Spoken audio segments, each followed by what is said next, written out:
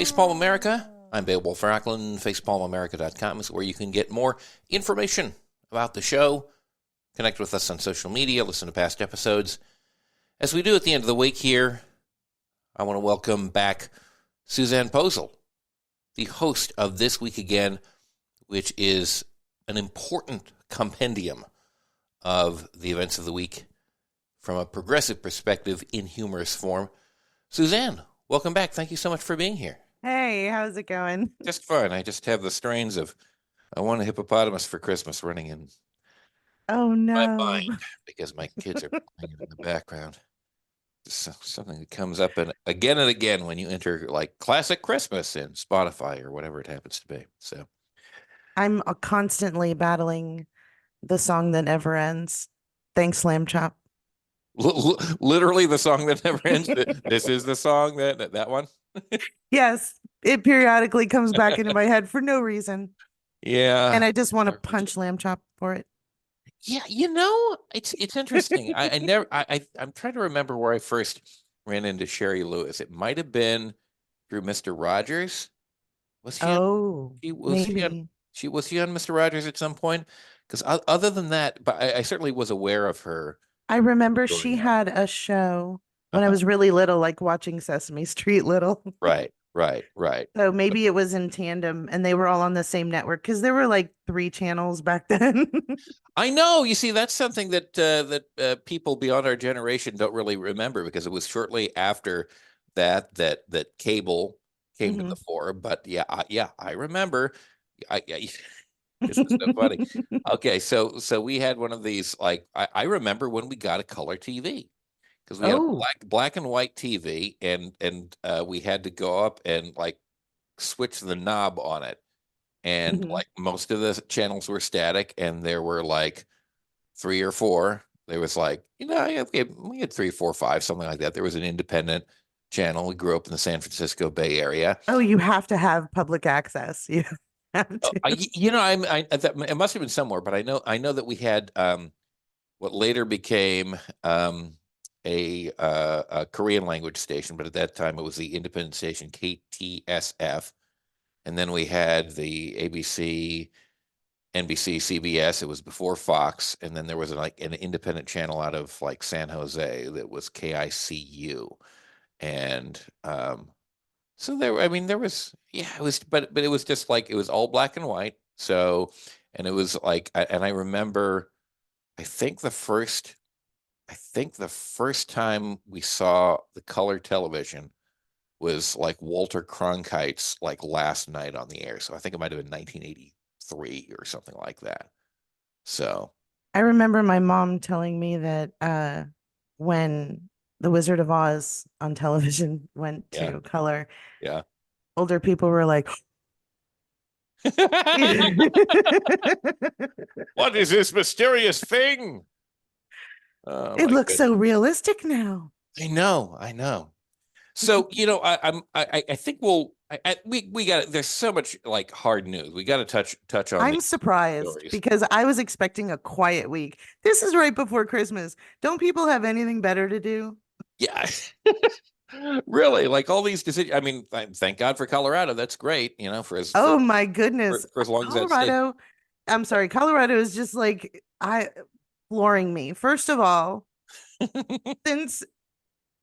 since Ronald Reagan offensively went to the town where Mississippi burning occurred and screamed states' rights.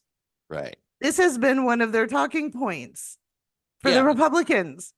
Yes. And so Colorado is just enacting their states' rights. And we've got Vivek Ramaswamy talking about an unelected elite in a palace, and other Republicans talking about how this is a travesty and it's atrocious and it's against the Constitution. And Neil Gorsuch. Yes. It had specifically endorsed doing exactly this kind of thing. And what we're going to see, I'm about, maybe there's a hope for it, but I'm about 90% sure that we're going to see that, remember like all that like 55 50, 60, over a century, if you think about it. Like everything since the Civil War is basically states' rights, states' rights. That's how we justify racism. That's how we justify sexism. That's how we justify all manner of authoritarianism, because we can do it our way here, and the federal government can't have anything to do with what we're doing. And now they're just going to turn on a dime and do the exact opposite, because it was all bullshit. It was See, it all puts them bullshit. in this, like you're pointing out, a precarious position because Yeah. Colorado was smart. Mm-hmm. They quoted him Yeah. in stating that in a situation where a gentleman was put on a ballot who was a naturalized, not a born in the United States, a natural citizen. Natural means you were born on the soil. Naturalized means obviously you obtained your citizenship and you were naturalized. Mm-hmm. So Colorado, this gentleman, an attorney, Scott Gessler, who just so happens, on a side note, and I'll get back to it, is representing Trump in the suit to bar Colorado from doing what they're doing. Back in 2012, he argued that this gentleman, whose last name is Hassan, would not be allowed to be on the ballot because he was a naturalized citizen, not a natural citizen. Right. So now this attorney has flipped Right. and he's arguing that Trump has the right to be on the ballot because their interpretation of the 14th Amendment is out of whack. Yeah. Arguing in both scales against the scale, as Shakespeare once said. And so as far as the Supreme Court goes, the Colorado Supreme Court, wow, chef's kiss to them, because they are now forcing this Supreme Court that is conservative, to be kind, and are literalist when it comes to the Constitution in other arguments, such as there's no mention of abortion in the Constitution, therefore they don't have a Mhm. right to it. But here, what Colorado is saying, dudes, you have to either be the constitutional purists that you say you are and say that we're right and we have states' rights, or you have to tell everyone that you're full of shit and you I flip flop depending on your agenda. Which one is it? exactly. SCOTUS? They have adopted the they have always had it, and we just haven't acknowledged it. They have always been there. They will obtain power for themselves by any means necessary, and that's why it's so essential that they need to be stopped, because they Yes. have no moral strictures, they have no ideological strictures. They have just built that up as a way that's been convenient in recent history for them to uh, to get the things that they want and obtain the power that they want. It's not about states' rights. Nobody cares about states' rights. They don't care. They didn't care about states' rights in the Civil War. No, they cared They about whites' rights. They cared about rich rights. They don't care exactly. about They states. they care about their improving their already very nice material conditions. They want to gain more power so that they can make things nicer for themselves. And that is the bottom line. And anything else, that's why you get like it's so funny. Like, you know how the term content has come into vogue? It's a word that I hate. It's like there's a program, and I understand we all call ourselves content creators, but I just hate that. But there is like just so much stuff that fills like the air whenever you get near like any of these right-wing nonsense producing machines. And the word content comes to mind, like as a euphemism for bullshit, because that's really what it is. They just say stuff. They don't really care about any of the things that they're saying, and they will shift it whenever they have to. It is just a filler for their mouths while they figure out any means that they can to obtain their own ends. That's all it is. And in my mind, like it's frustrating, because really in a way we have to refute it, but also like to engage in it in detail is also a futile exercise in one sense, because none of what they're saying really is meaningful. There are people who have been duped by it and believe that it is, but fundamentally, they do not want to improve material conditions for anyone except the very, very powerful, and that is what they are all about. We'll So, go to the voters. yeah. Okay. And we've got them thanks to Jordan Kepler at the Daily Show, who has been Yes, following these people for 6, 7 years now.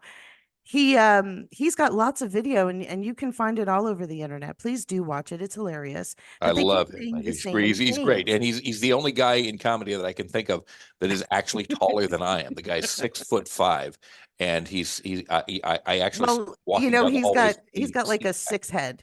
He's got they use the salad spoons on that guy. True. So that's where he gets the extra height. It's just the head. But and I love you, Jordan. I'm sorry.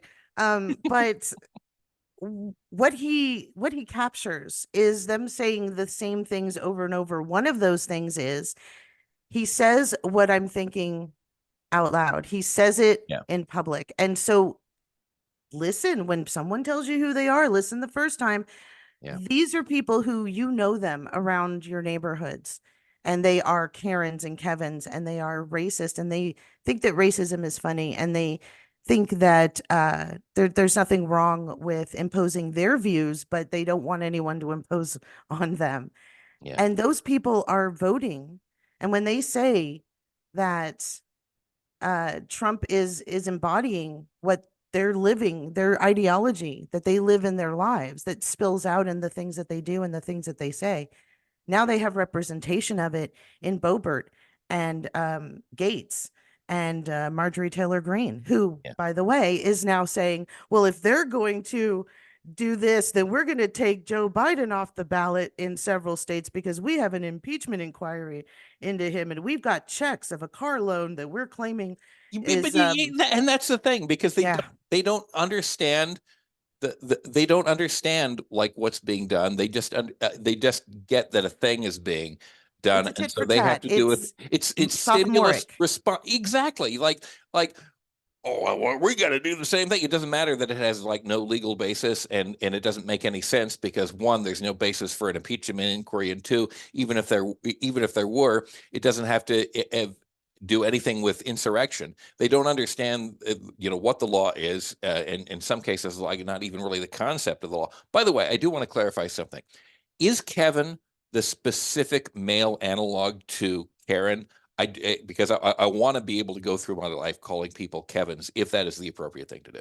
That's what I know. And Okay. I have a 13 and a 17-year-old, and that has been confirmed. I know that there are Oh, other names, that's a good but source. Karen and Kevin Mhm. just sounds like they go together. It does. It sounds like there should be a third K there for utilitarian Well, they purposes. do. They spell their names with three Ks. Kevin and Karen. Yes, exactly. What you say, like in regard to like the people that Jordan Klepper talks to, it really does remind me of that wonderful New Yorker cartoon that came out around the time of Trump's election in 2016. It's a field of sheep, and there's a billboard in the middle with a picture of a wolf with wearing a suit and tie, and the slogan is "I am going to eat you." And one of the sheep is saying to the other, he tells it like it is. And I think of Well, that every time I see one of these people that's responding to Jordan Klepper. I really do. it is not coincidental that these people are evangelical, and it's Yeah. also not coincidental that they call their God a shepherd. So